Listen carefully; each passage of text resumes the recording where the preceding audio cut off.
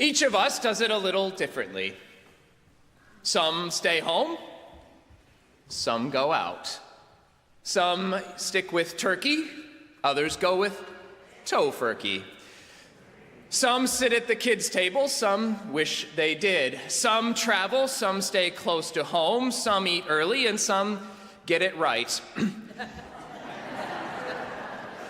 In other words, we all have our Thanksgiving traditions, from watching the parade to playing flag football to helping ourselves to another slice of pie. Don't mind if I do.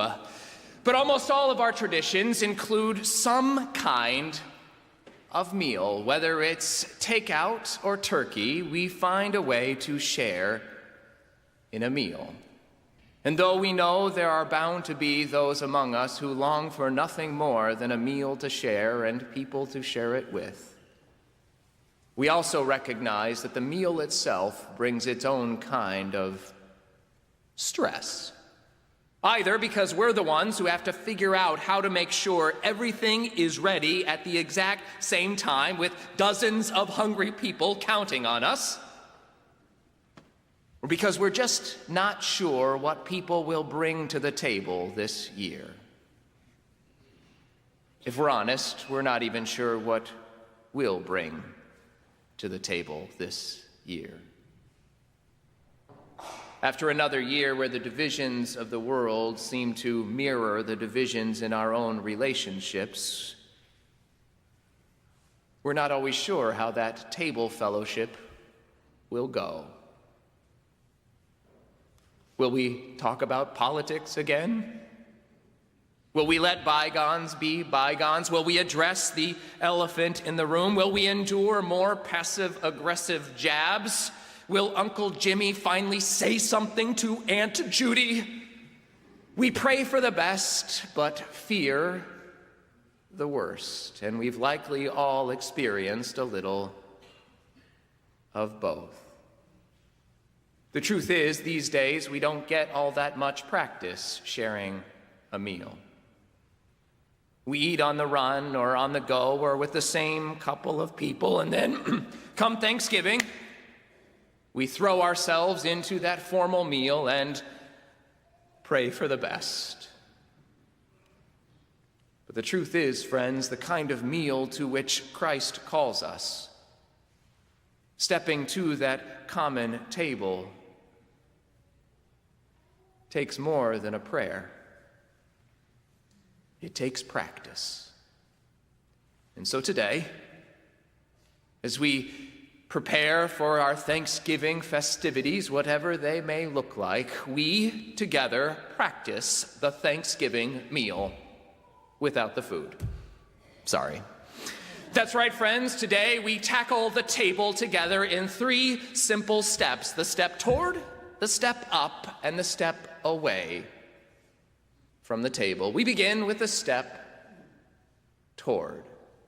Now, most of us kind of think that the step toward is the easy part, but if we really think about it, it's quite complicated. After all, to share a meal, we need either to be invited or to extend an invitation, and these days, they don't come all that often. Now, for some of us, it's more of an expectation than an invitation. We've done the same thing for the last same years, 152 years, and if we change it, we are going to pay for it. After all, family has a way of letting us know, even if they don't say it directly, when we've gone astray. No, fine, you have Thanksgiving at your friends'. I'll just stay here alone. I think I saw a can of refried beans in the cupboard. When talking with couples who are getting married, they almost always want to talk about the stress of holiday expectations. They almost always want to talk about just how hard it is. Some have developed their own methods, extensive Excel spreadsheets that are trying to track exactly how much time they spent with each family down to the millisecond. 3.2 hours with yours, 3.2 hours with mine. They spend so much time worrying about getting to the meal and making everybody else happy that they forget why they were doing it in the first place. Happy Thanksgiving. We tend to forget that we have a choice about which tables we go to. Who wants to go to a table under coercion? To be clear, as disciples of Christ, we are called to a common table, to the family table. Not grandma's, but God's.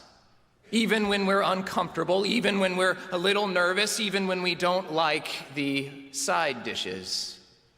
We're called to that table, but make no mistake, when Christ calls, it is always our choice to follow. Love takes a choice. If we don't have a choice, it's not love. And if we're not stepping to our tables in love, then perhaps we're missing the point. If we're not stepping towards those tables in love, then how can we hope for genuine fellowship? Look at the story of Hannah. Nice name.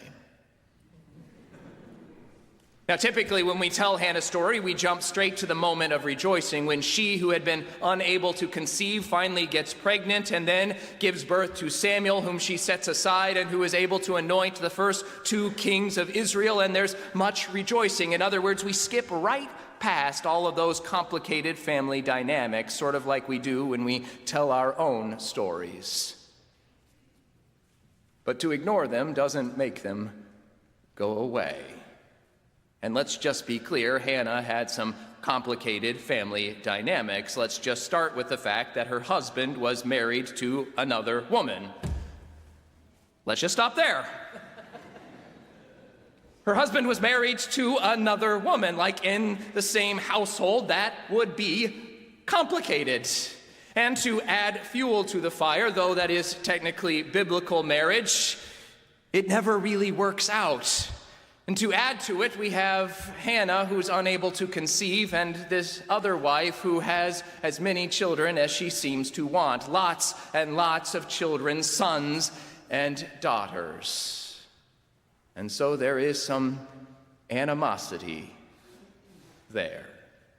And as often happens when the holidays come around each year, when they do, that dysfunction is turned up to 11. In this case, they would go yearly to sacrifice at Shiloh, like you do.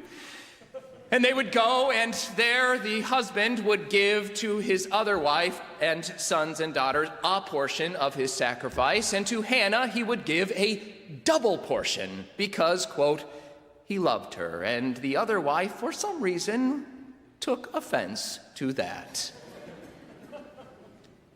That other wife, whom the Bible calls her rival, Hannah's rival, took offense and became angry, and in that anger, with that mutual animosity, they approached the table together. And when that happens, friends, when we step to the table in mutual animosity, how can we expect genuine fellowship? If we don't come to the table in love, we can't expect communion. And so our first step toward the table ought to be taken in love. But if we're going to stay there, it's going to take grace. Which leads us to our second step, the step up to the table. Truth be told, we all bring our own stuff to the table. We probably know what we're bringing this year. After having survived another year of slings and arrows, of old wounds and fresh cuts, we each bring our own stuff to the table. Sometimes we're able to keep it unchecked, and sometimes it just comes spilling out. For Hannah, she got to the table, and she's there with that other wife, and they just can't find their way together. It leads to her being unable to eat and leaving the table in tears. She's made fun of for her barrenness, and she leaves the table in tears. Perhaps we've been there. Maybe that seems a little harsh, but each of us has likely been at one of those moments, sitting at the table when someone takes that joke a little too far, thinking they're being funny, and it just keeps digging. Family has a way of hurting us in ways no one else can.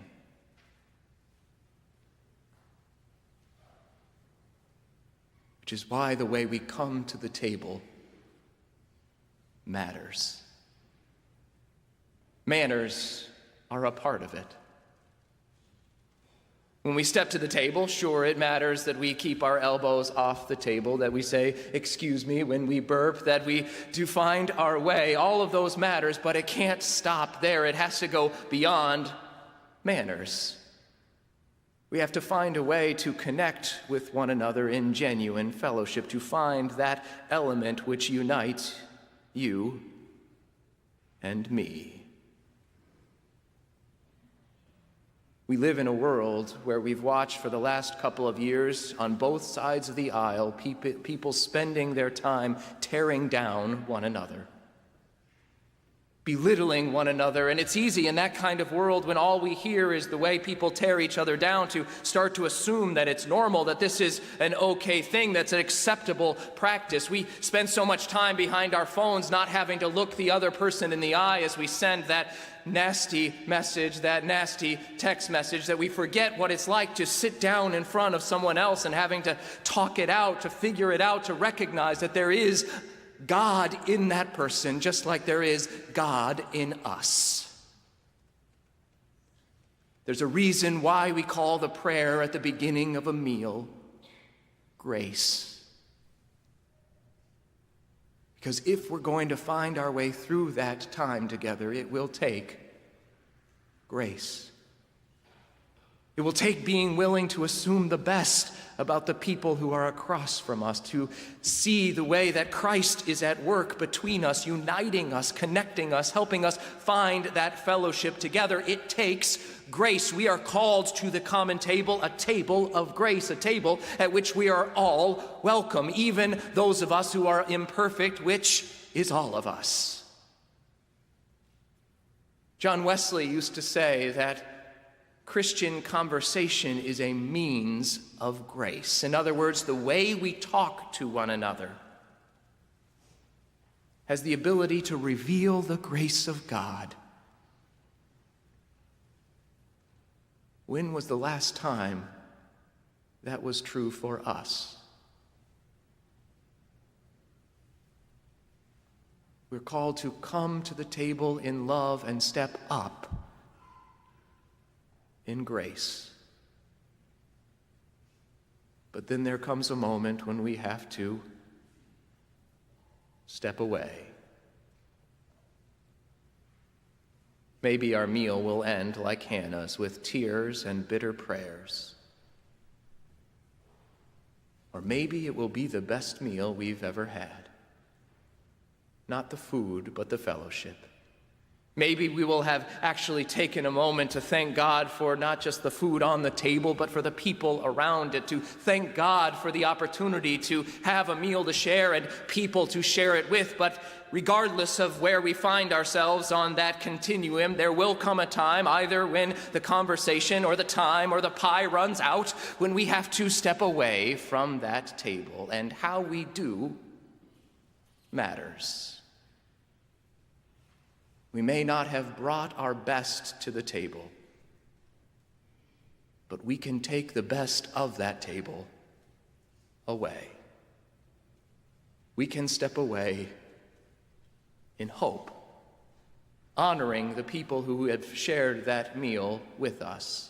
Yes, this is about how we talk with one another, about one another when we leave. Oftentimes, the ride home or the moment that last guest leaves and we shut the door, the gossip begins.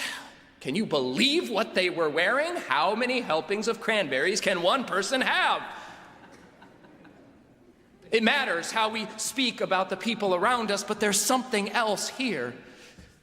The something else is figuring out what worked in that conversation. What was it that we felt some connection, and then taking that as a learning opportunity and sharing it with the world. Christ calls us to a common table, not grandma's, but God's. To everyone's table, we're called to share the bread of life with this world, to keep bringing other people to the table, which means practice. Practice, practice, because practice makes perfect. We find ourselves coming to the table, maybe this Thanksgiving, maybe next Thanksgiving, and finding a way into genuine human relationships. And then, once we figure it out, sharing it with the people around us. Maybe that's what we are called to do this Thanksgiving, which means that whether we eat early or late, whether we sit at the kids' table or wish we did, whether we have turkey or tofurkey, we have something to share. Hope for this world that has forgotten what it means to sit down at the same table. And if we can spread just a little of that hope, if we can take our best away from the table, even if we didn't bring it to the table, then maybe by this time next year, we'll have something for which we can be truly thankful. May it be so. Amen.